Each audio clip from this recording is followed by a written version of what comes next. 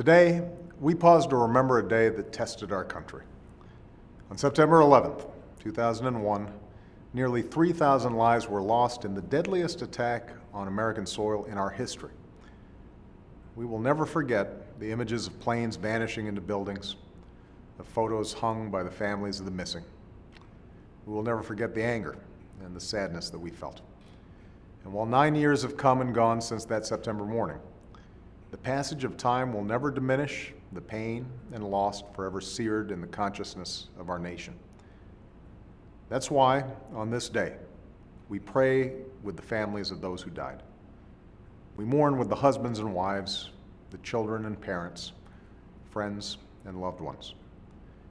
We think about the milestones that have passed over the course of 9 years: births and christenings, weddings and graduations, all with an empty chair.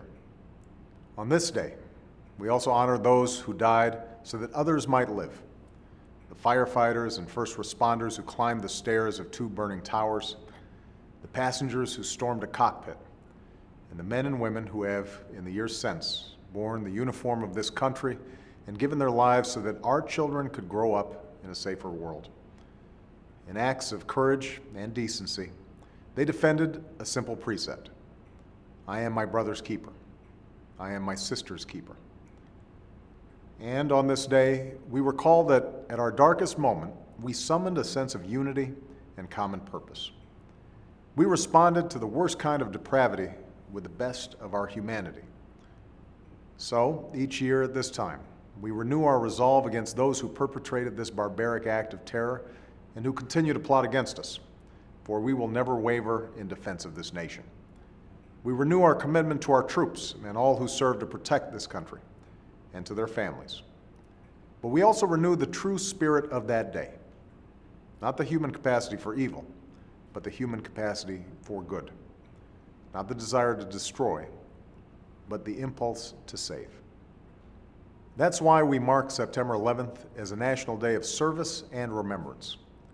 For if there is a lesson to be drawn on this anniversary, it is this: we are one nation, one people, bound not only by grief, but by a set of common ideals.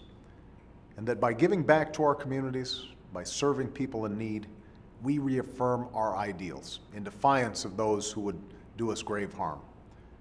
We prove that the sense of responsibility that we felt for one another that day, 9 years ago, was not a fleeting passion, but a lasting virtue. This is a difficult time for our country.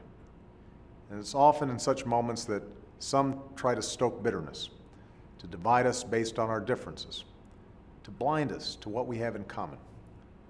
But on this day, we are reminded that at our best, we do not give in to this temptation. We stand with one another. We fight alongside one another. We do not allow ourselves to be defined by fear, but rather by the hopes we have for our families, for our nation, and for a brighter future. So let us grieve for those we've lost, honor those who have sacrificed, and do our best to live up to the shared values that we have on this day and every day that follows. Thank you.